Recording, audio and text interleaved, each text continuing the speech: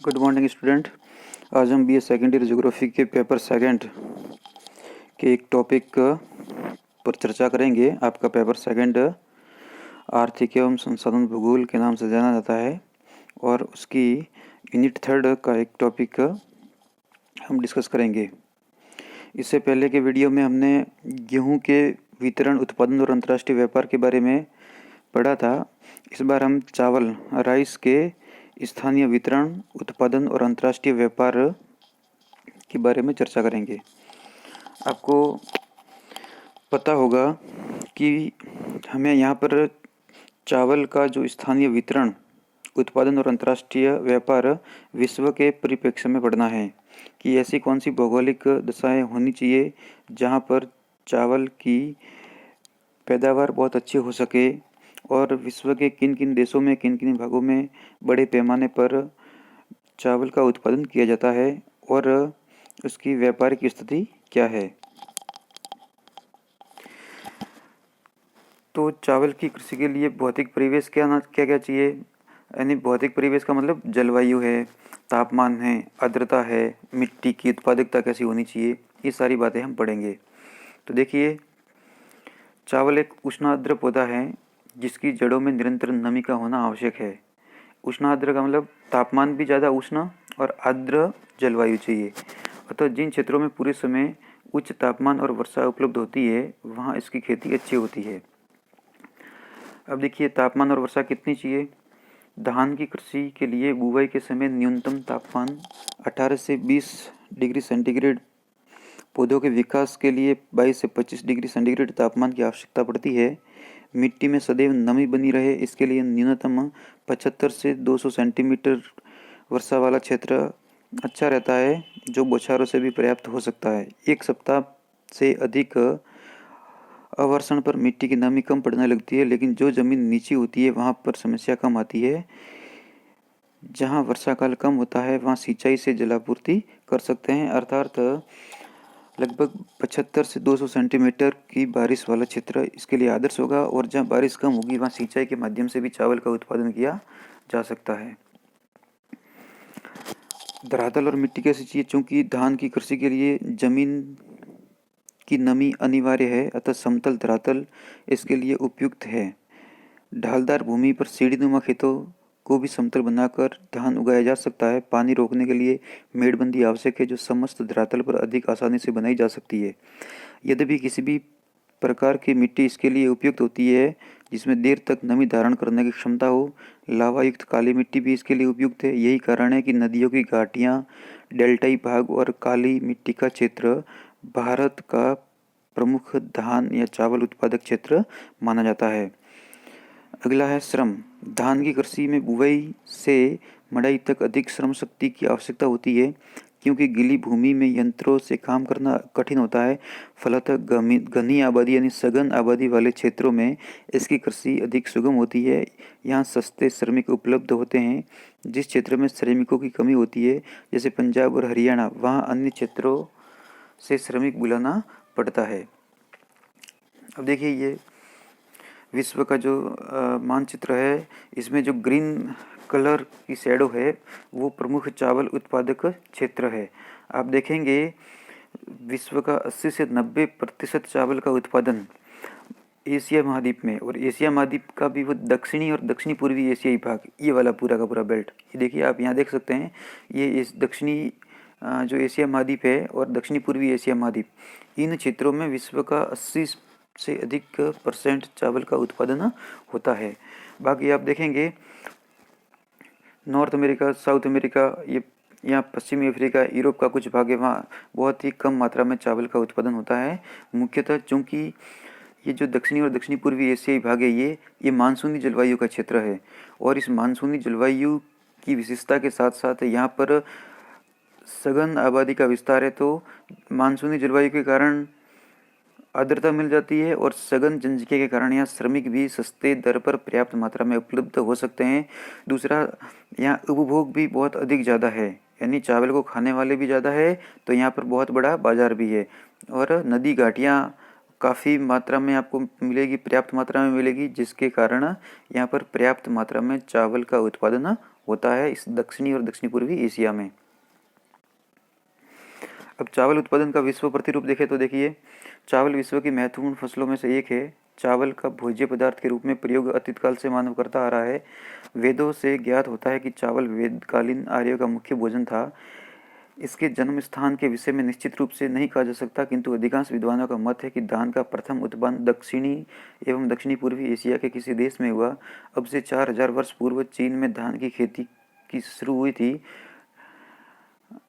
डिंगडॉल्फ वाट के अनुसार दक्षिणी भारत चावल की उत्पत्ति का प्रथम स्थान है। रमैया व घोष के अनुसार चावल की उत्पत्ति तमिलनाडु और उड़ीसा की सीमाओं में हुई।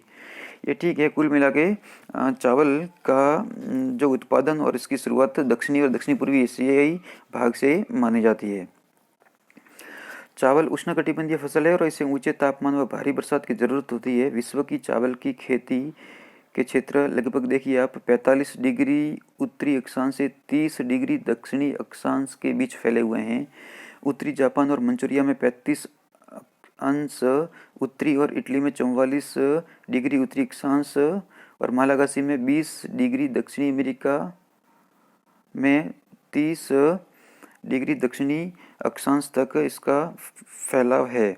लेकिन उष्णकटिबंध के मानसूनी प्रदेशों के लिए विशेष नुकल है और यहाँ पर अधिकतर पैदावार लगभग मानसूनी जलवायु में कुल खाद्यान्न का 75% भाग चावल का उत्पादन किया जाता है और एशियाई देशों में कुल कृषि क्षेत्र के लगभग 80% क्षेत्र पर धान की कृषि की जाती है और इसमें बर्मा, फिलीपींस और ये प्रमुख देश है, देखो दिया हुआ है इसमें। बर्मा, फिलीपींस और जापान में क्रमशः 75%, 44% और 55% पर धान की खेती की जाती है। भारतवर्ष तथा चीन जैसे बड़े देशों में अन्य देशों की अपेक्षाकृत यह प्रतिशत कम है। उत्पादन तथा क्षेत्र की दृष्टि के अतिरिक्त मानसून प्रदेश में आर्थिक व्यापारिक तंत्र में भी चावल महत्वपूर्ण स्थान रखता है। विश्व के कुल कृषि योग्य क्षेत्र के 1/10 भाग पर धान की खेती की जाती है। विश्व का 90% चावल का क्षेत्र एशिया के मानसूनी देशों में है। शेष 10% चावल का क्षेत्र दक्षिणी अफ्रीका, नील नदी की घाटी, पूर्वी ब्राज़ील में मिलता है। इसके अतिरिक्त कैलिफोर्निया, संयुक्त राज्य अमेरिका के खाड़ी प्रदेश तथा दक्षिणी पूर्वी ऑस्ट्रेलिया की नदी घाटियों में चावल की खेती व्यापारिक स्तर पर की जाती है। ये प्रमुख उत्पादक क्षेत्र देखो, पाकिस्तान का सिंध का डेल्टा है, भारत का पश्चिम एवं पूर्वी तटीय तथा गंगा का निचला मैदानी भाग बांग्ला क्षेत्र है, ब्रह्मा का पश्चिमी तटीय भाग व इरावदी का डेल्टा है, मेकोंग व टोंकिंग डेल्टा ये नदी घाटियाँ हैं वियतनाम में, दक्षिणी पूर्वी तटीय चीन, निचला यांगटी सिक्यांग तथा जेचुआन बेसिन जिसको रेड बेसिन भी कहते हैं, आंसू का दक्षिणी तटीय भाग एशिया के मानसूनी देश सघन चावल उत्पादक प्रदेश है। इसके अलावा कुछ गौण प्रदेश भी इसमें दिए हुए हैं, आप देख सकते हैं। संसार का लगभग 2/3 चावल दक्षिणी और दक्षिणी पूर्वी एशियाई के देशों में पैदा किया जाता है। यहाँ इतना अधिक चावल उत्पन्न होने के निम्न कारण है। अब प्रश्न ये बनता है कि वास्तव में एशियाई भागों में या मानसूनी एशिया में विश्व का 90% चावल का उत्पादन होने के लिए कैसी कौन सी आदर्श दशाएं हैं। तो देखिए, इस क्षेत्र में तापमान काफ़ी ऊंचा रहता है और जलवायु सम है, अतः जनवरी का तापमान भी हिम बिंदु से बहुत ऊंचा रहता है। यहाँ वर्षा खूब होती है। भूमध्य रेखीय प्रदेश में तो प्राय रोज वर्षा होती है और मानसूनी क्षेत्र में भी वर्षा बरसात काल में अधिक होती है। इस क्षेत्र की अधिकांश नदियाँ डेल्टा बनाती है क्योंकि ये अपने लंबे मार्ग से बहुत सी रेत और सिल्ट बहाकर लाती है और समतल मुहाना प्रदेश पर उसे जमा करती है और जिसके कारण ये उपयुक्त मिट्टी चावल के उत्पादन के लिए मिल जाती है। चीन, भारत, इंडोनेशिया, जापान तथा बांग्लादेश मानसूनी एशिया के सबसे बड़े चावल उत्पादक देश है। इन 5 देशों देखिए कौन कौन से, चीन, भारत, इंडोनेशिया, जापान और बांग्लादेश। और इसमें विश्व के कुल चावल का कितना क्षेत्रफल, लगभग 2/3 यानी 75%, लगभग 2/3 का मतलब हो गया लगभग आप 66% क्षेत्रफल केवल इन 5 देशों में आता है तथा इतना ही उत्पादन ये करते हैं। जापान इंडोनेशिया की अपेक्षा कुल कम उत्पादन करता है, जबकि जापान इंडोनेशिया से आधे से कम क्षेत्रफल पर चावल की खेती करता है। इस प्रकार 5 देशों को अधिक उत्पादन के बावजूद भी अधिक जनसंख्या होने के कारण चावल आयात करना पड़ता है। इसके बाद उत्पादन की दृष्टि से देखिए, थाईलैंड, वियतनाम तथा बर्मा का स्थान है, लेकिन कम जनसंख्या होने के कारण थाईलैंड और म्यांमार चावल का निर्यात कर देते हैं। चीन विश्व का सबसे बड़ा चावल उत्पादक देश है। चीन में विश्व का 40% से अधिक चावल उत्पन्न किया जाता है। तो प्रश्न आ सकता है कि सबसे बड़ा उत्पादक देश कौन सा है, तो ये चाइना है। ये इसके क्षेत्र इसमें दिए हुए हैं।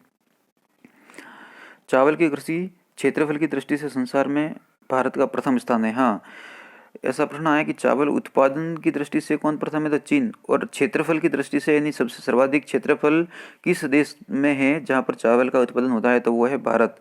लेकिन भारत की उत्पादकता कम होने के कारण ये उत्पादन में चीन से दूसरे नंबर पर आता है। भारत में चावल की कृषि थार के शुष्क भाग तथा दक्कन के काली प्रदेश मिट्टी वाले प्रदेश को छोड़कर सर्वत्र होती है।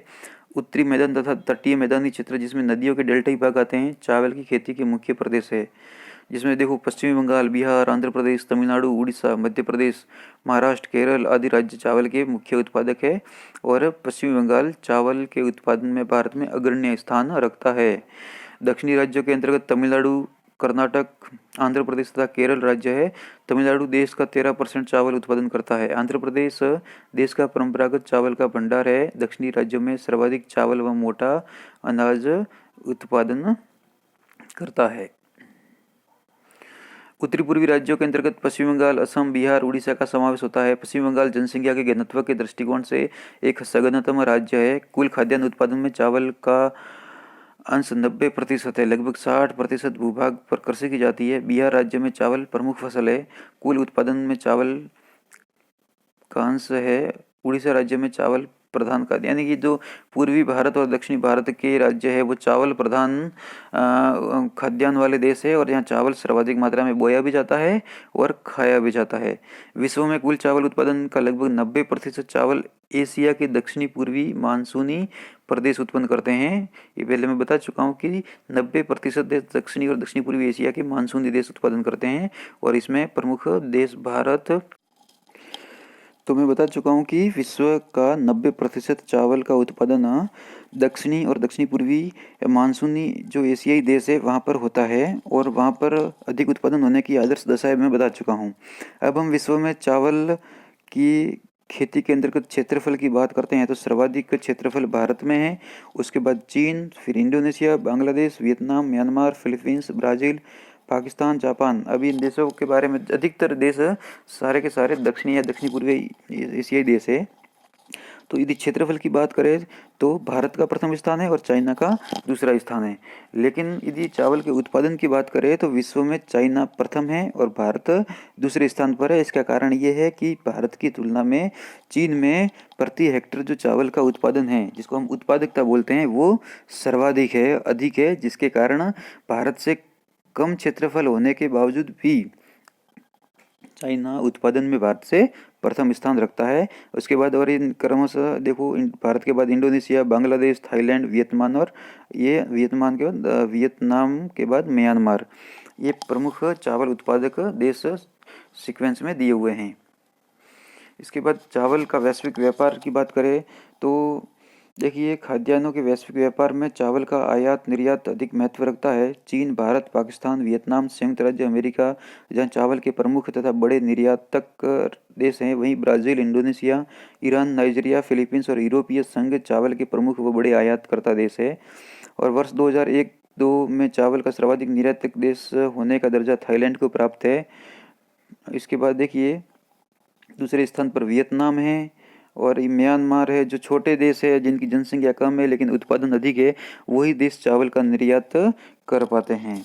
विश्व के प्रमुख चावल निर्यातक देश में थाईलैंड, वियतनाम, संयुक्त राज्य अमेरिका, चीन, भारत और पाकिस्तान इस आपके सारणी में मिल जाएंगे।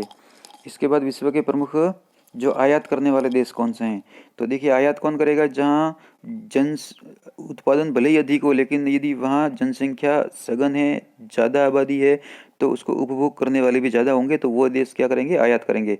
अब इंडोनेशिया चूँकि चावल का उत्पादन काफ़ी मात्रा में कर लेता है लेकिन यहाँ जनसंख्या इतनी ज़्यादा है कि उसको चावल का आयात करना पड़ता है। तो Indonesia, Iran, Nigeria, Philippines, Brazil और यूरोपीय संघ के जितने भी देश है वो इस खाद्यान्न का आयात करते हैं। तो इस प्रकार से इस टॉपिक में हमने ये देखा कि वास्तव में चावल उत्पादन के लिए कौन कौन सी भौगोलिक और जलवायु दशाएं चाहिए, फिर किस क्षेत्र में यानी चावल का वितरण विश्व के किन किन भागों में इसका उत्पादन होता है और इसका आयात और निर्यात की क्या स्थिति है। अगले वीडियो में हम एक और फसल के बारे में चर्चा करेंगे। धन्यवाद।